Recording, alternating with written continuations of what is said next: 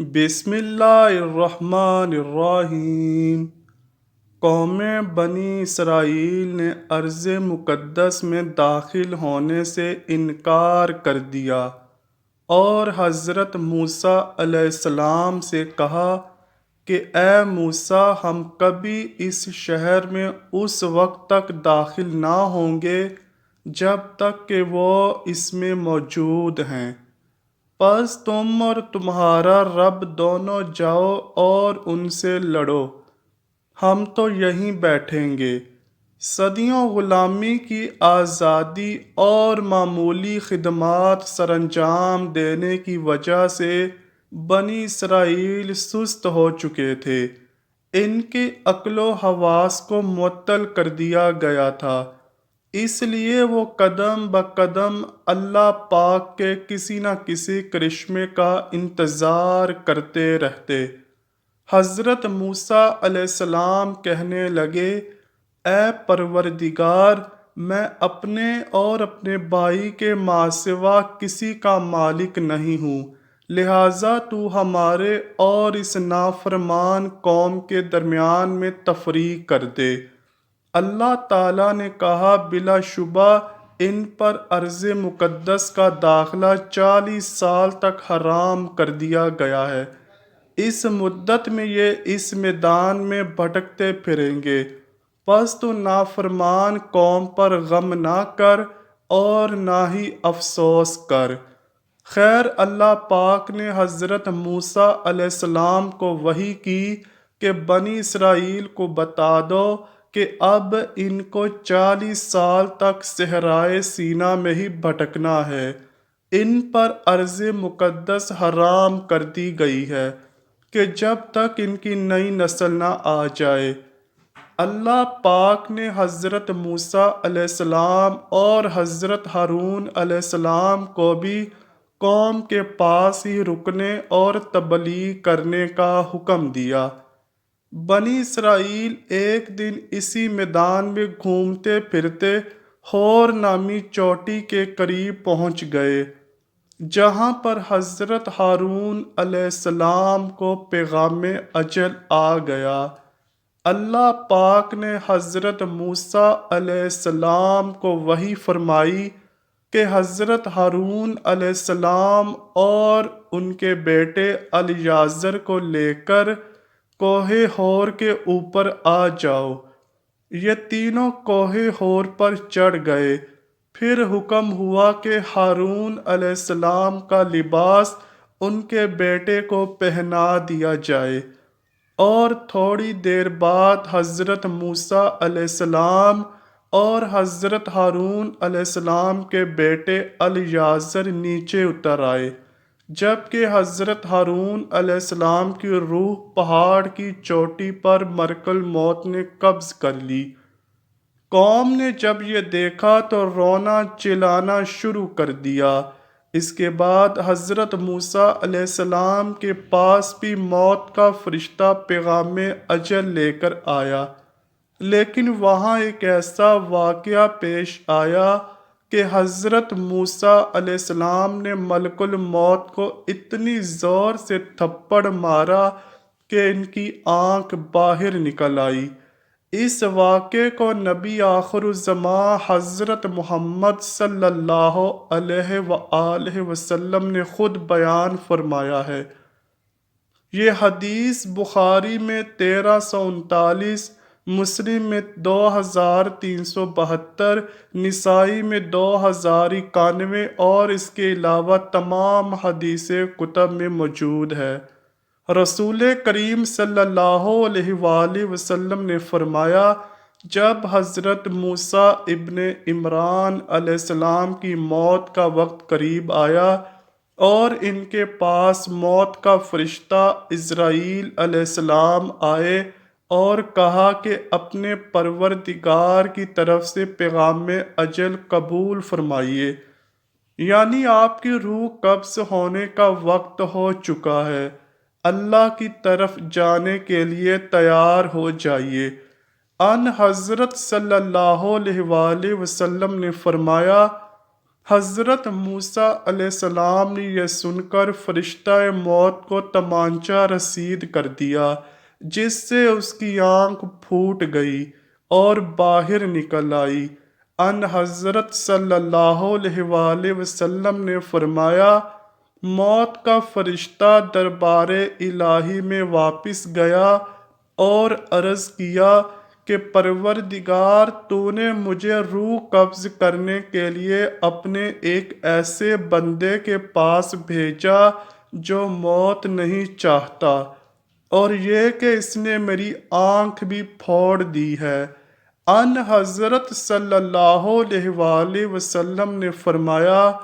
اللہ تعالیٰ نے فرشتہ موت کی یہ شکایت سن کر اس کی آنکھ درست کر دی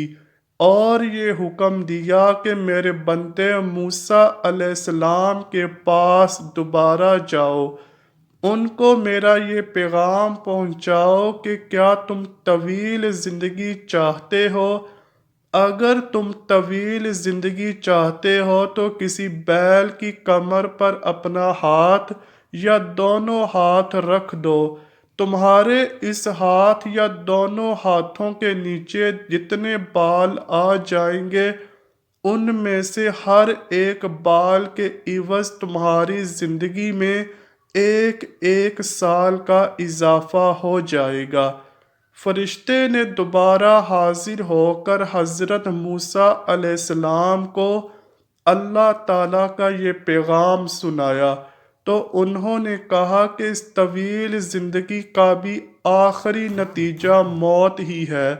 تو پھر وہ آج ہی کیوں نہ آ جائے، میں اسی وقت موت کی آغوش میں جانے کے لیے تیار ہوں، لیکن میری یہ دعا ضرور ہے کہ رب کریم تدفین کے لیے مجھے ارض مقدس یعنی بیت المقدس سے قریب کر دے، اگرچہ ایک پھینکے ہوئے پتھر کے بقدر ہو۔ اس کے بعد رسول کریم صلی اللہ علیہ وآلہ وسلم نے صحابہ کو مخاطب ہو کر فرمایا کہ اگر میں بیت المقدس کے قریب ہوتا تو تمہیں حضرت موسیٰ علیہ السلام کی قبر کا نشان دکھا دیتا، جو کہ ایک راستے کے کنارے پر سرخ ٹیلے کے قریب موجود ہے۔ ناظرین، یہاں آپ کو یہ بتاتے چلیں کہ ابھی تک حضرت موسیٰ علیہ السلام کی قبر مبارک دنیا سے پوشیدہ ہے۔ رسول کریم صلی اللہ علیہ وآلہ وسلم نے ارشاد فرمایا، میں موسیٰ علیہ السلام کے قریب سرخ ریت کے ٹیلے کے پاس پہنچا تو وہ اپنے قبر میں کھڑے نماز پڑھ رہے تھے۔ حدیث سے یہ بات تو ثابت ہے کہ اللہ پاک نے حضرت موسیٰ علیہ السلام کی دعا قبول فرمائی اور انہیں ارض مقدس یعنی بیت المقدس کے اتنے قریب موت دی کہ بیت المقدس سے پتھر پھینکا جانے والا جتنی دور جا سکتا ہے۔ اس وقت بیت المقدس ہی انبیاء کی سرزمین اور مقدس زمین تھی۔ سبھی کی خواہش ہوتی تھی کہ ان کی موت کے بعد وہاں انہیں دفن کیا جائے، لیکن حضرت موسیٰ علیہ السلام نے بیت المقدس کے اندر دفن ہونے کی خواہش نہیں کی، بلکہ اس کے قریب تر جگہ مانگی، کیونکہ انہیں خوف تھا کہ اگر میں نے بیت المقدس میں خواہش کی تو میری قبر پر بہت مشہور زیارت گاہ بن جائے گی، جس سے آنے والی امتوں میں فتنہ و فساد پھیل سکتا ہے۔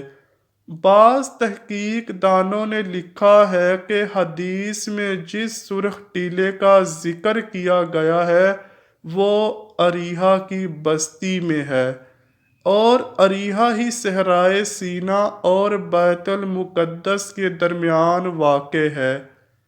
امام نووی رحمۃ اللہ علیہ اس حدیث کی شرح میں تھپڑ کھانے والے فرشتے کی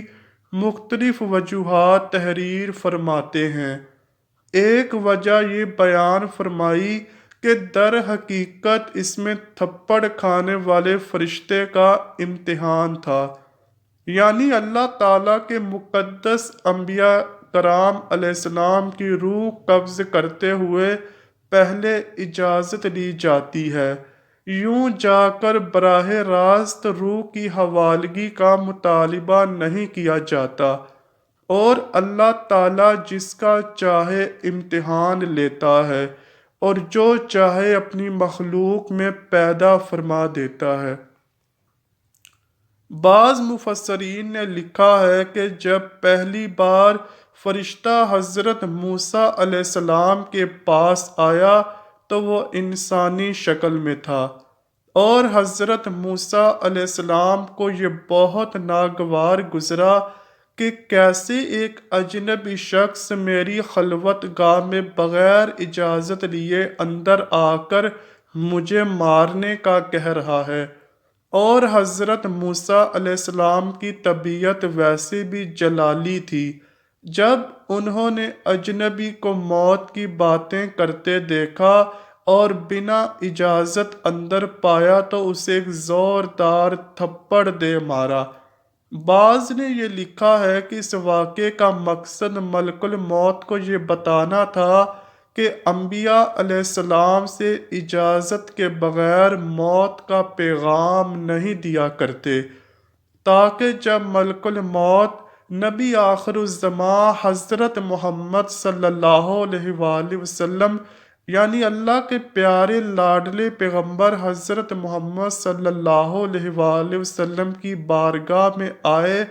تو ان سے ضرور اجازت طلب فرمائے۔ اس کے علاوہ ملک الموت کا اللہ پاک کی بارگاہ میں جا کر یہ کہنا، اے خدا مجھے ایسے بندے کے پاس بھیج دیا جو موت نہیں چاہتا، یہ صرف اس بنا پر تھا کہ فرشتے نے یہ سمجھا کہ حضرت موسیٰ علیہ السلام نے موت نہ چاہنے کی وجہ سے مجھے تھپڑ مارا ہے، حالانکہ انہوں نے اجازت طلب نہ کرنے کی وجہ سے ملک الموت کو تھپڑ مارا تھا۔ اللہ پاک ہم سب کو گناہوں سے بچنے اور نیک اعمال کرنے کی توفیق عطا فرمائے،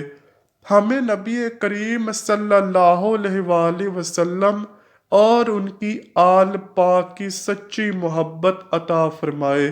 بروز قیامت ہمیں پیغمبر اسلام صلی اللہ علیہ وآلہ وسلم کی شفاعت نصیب فرمائے۔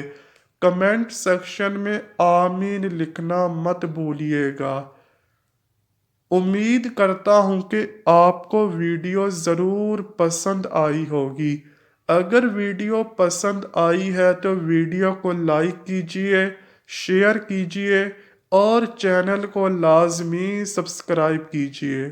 ملتے ہیں اگلی ویڈیو میں، تب تک کے لیے اللہ حافظ۔